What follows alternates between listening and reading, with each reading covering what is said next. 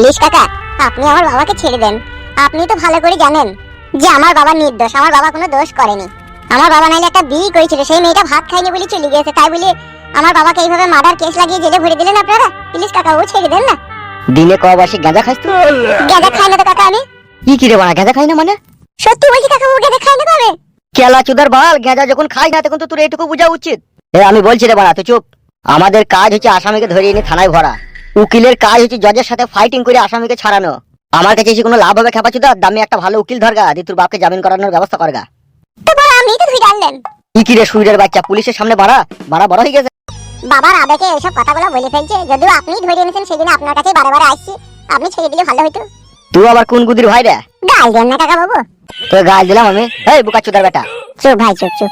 কাকা বাবু ওর কথা বাদ দেন, রাগারাগি করেন না, ছেড়ে দেন। আর আমার বাবাকে কবে ছাড়বে তাই বলেন। এই সামনে হ্যারে বুঝে তা ফেরে বুঝে না তো। বললো তো বে যে আমরা ধরে আনার মালিক ধরে আনি, ছাড়াবার মালিক হচ্ছে উকিল, আর জজ ফয়সালা করে ছাড়বে। এখান থেকে যায় কোন, নাইলে তুদিকে দুজনে আবার গাড়িতে ভরে দেবো। তাইলে ছাড়বেন না তাই তো? কি রে পালে রে পালে। তাইলে এখন কি হবে ফুটু ভাই? কি আবার হবে বুঝতে পারছি না। এখন ঘুম ভাঙ করে ধরে এনেছে কোন টাকা পয়সা খাবার লাইন, ওই জন্য এরকম করছে। এই কি বললি? যা সত্যি তাই বলেছি। তাহলে সবসময় ধরে আনলেন কেন? হ্যাঁ, আমার কাকা তো মার্ডার করেনি এর বাবা। কি রে আজকেকার কেস? গত 3 বছর আগেকার কেস বেটা। অর্ডার করেছে, কি করেছে না করেছে সে অন্য থানায় যে বড় বাবু ছিল সে জানাবে। আমি ওসব জানি? আমার কাছে ওয়ারেন্ট এসে ধরলে আনার, সেদিন ধরে লইছে। বাহ স্যার বাহ। এর বাবা একটা বিয়ে করেছিল আজ থেকে 3.5 বছর আগে, সেই মেয়েটা ভাত খায়নি, সেই মেয়েটা পালিয়ে গিয়েছিল, তা সেই কেসটাকে আপনারা মার্ডার কেস বানিয়ে দিলেন। So very nice sir. আজকে বুঝতে পারছি স্যার কেন পুলিশের বুড়ো বয়সে হাঁপানি রোগ হয়, হাত পা কাঁপে, মনে হয় মোবাইলের মতো ভাইব্রেশন করছে। এই মিথ্যা কথা বলার জন্য, আর এই সাধারণ মানুষকে মিথ্যা কেসে ফাঁসানোর জন্য। পালাবে এখান থেকে, নাহলে এনকাউন্টার করে দেবো কোনি। করে দেন, এনকাউন্টার করে দেন তো করে দেন, কোনো অসুবিধা নাই। এই যে বড়ার ডগে চলে যাবো খারাপ ডগে, এটা আবার ভয়ের কি? আইনের চোখে কালো কাপড় বিনতিরে কিন্তু সাধারণ জনগণকে বুঝাইতে চাইছো যে আইন সবারই জন্য সমান। এটা তো সামনের অংশ, যেটা পাবলিক দেখতে বিচার, যাকে আপনি পাবলিককে দেখাইছেন। আর এই কালো কাপড়ের ভিতরে যে বেআইনি কারবার চলছে সেটা কি লোকে দেখতে পেয়েছি তো? মার খাবে দেখে, পালাবে এখান থেকে। পালাবে সস্তা। আপনার বিরুদ্ধে সুপ্রিম কোর্টে মামলা করব, দেখবেন দেখবেন জানিয়া শুধু খুলে পালাবে অটোমেটিক আপনার। আমরা কোন প্লেয়ার লয় বলি রাখলাম আপনাকে। আয় আয় পালিয়ে আয়।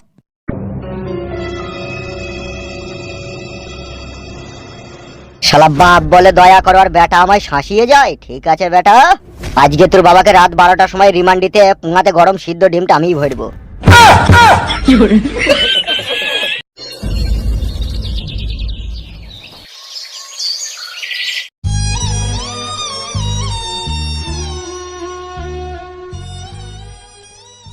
কি রে তোর বাবা কই? কি আর বলবো মা তোমাকে, পুলিশ অফিসারটা বাবাকে ছাড়লো না। কেন, কি বললো কি? পুলিশ অফিসারটা বলছে এখান থেকে ছাড়ানো হবে না, ভালো কোনো উকিল দরকার, জজের কাছে গিয়ে ফয়সালা করে ছাড়াগা, তাই বললো। হ্যাঁ বাপ ফুটু, তুমিও তো সাথে গিয়েছিলে, তুমি কিছু বলতে পারোনি? কি আর বলবো কাকিমা বলেন, অফিসারকে অনেক বুঝিয়ে বলেছি কিন্তু কে কার কথা শুনে। এখন যুগ হয়ে গেছে অন্ধ কানুনের যুগ। এই অন্ধ কানুনের কাছে সাধারণ গরিব অসহায় মানুষের কোনো মূল্যই নাই। ব্রিটিশ আমলে যেরকম সাধারণ গরিব অসহায় মানুষকে মাজায় দড়ি পরিয়ে পুঙ্গায় চাবুক মারতো, এখন সেই রকম দিন মনে হচ্ছে আস্তে আস্তে এগিয়ে আসছে। আগেকার দিনে পুলিশকে চাকরি দিয়েছিল সরকার, সাধারণ গরিব অসহায় মানুষের উপরে যাতে অত্যাচার না হয় সেটা দেখভাল করার জন্য। কিন্তু বর্তমান রালিং যেটা চলছে কাকিমা, সাধারণ জনগণের কথা আজকে পুলিশ প্রশাসন ভুলে গিয়ে এমএলএ মন্ত্রীর কথাতে তারা চলছে, তারা যা বলছে তাই শুনছে। আমাদের কথা একদম চলছেই না সেখানে। তাই যদি হয় বাপ, তাহলে ওই এমএলএর কাছে যা, যে আমাদের নতুন এমএলএ হয়েছে বালবাবু এমএলএ। বালবাবু এমএলএ আমাদের কথা কি শুনবে কাকিমা? কেন শুনবে না? এই অঞ্চলে সব ভোট তো আমরাও কেই দিয়েছি, আমরাও তোকে ভোট দিয়েছি, তাইলে আমাদের কথা কেন শুনবে না? সেটা ভোট দেওয়ার আগে তো বললে যে আমি তোমাদের ঘরের ছেলে, একবার আমাকে ভোট দিয়ে জিতিয়ে দেখো আমি তোমাদের পাশে কিভাবে এসে দাঁড়াই। পাশে এমন ভাবে এসে দাঁড়াইছি, নিজের বাবা মাকে উল্টো পাল্টা কেস দিয়ে জেলে ভরে দিচ্ছি। এই তো পাশে এসে দাঁড়াইছি, তাহলে আবার তাদের কাছে গিয়ে কি বিচার পাবো? তবু একবার যেই দেখ না বাপ, যদি একটু দয়া ময়া করে।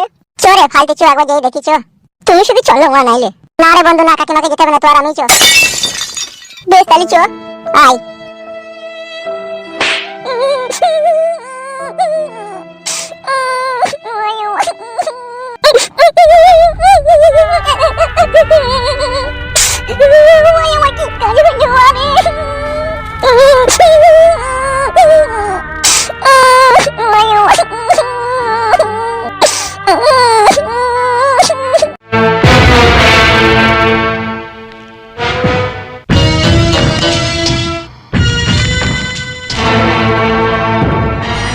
এমএলএ সাহেব, একমাত্র আপনিই পারেন আমার বাবাকে জেল থেকে ছাড়িয়ে আনতে। মিথ্যা মামলায় আমার বাবাকে ফাঁসি দিয়ে জেলে ভরে রেখে দিয়েছে, আমার বাবাকে কোনো মতে ছাড়ছে না। আপনার কাছে জোর হাত করে বলছি, একটু এই গরিব অসহায় মানুষদের উপরে একটু দয়া দাক্ষিণী করেন।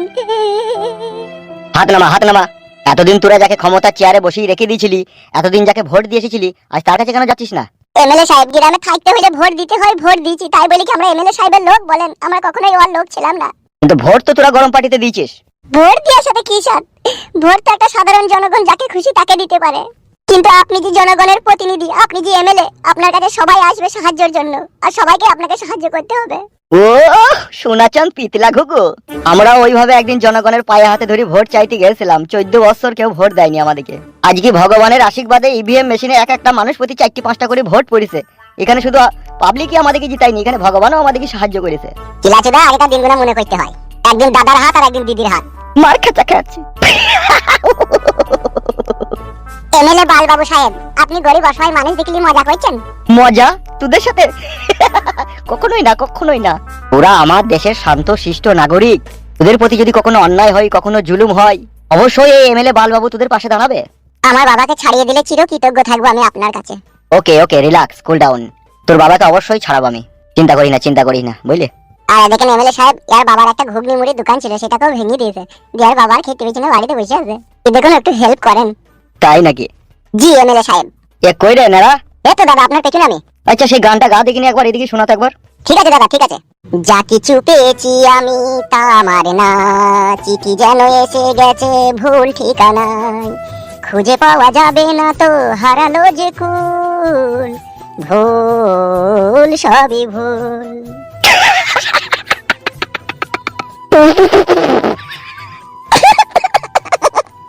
বুঝতে পারছি না, উপকার করবে না, কথাবার্তা তো বুঝতে পারছি না। আমার বাবাকে জেল থেকে ছাড়াবেন না?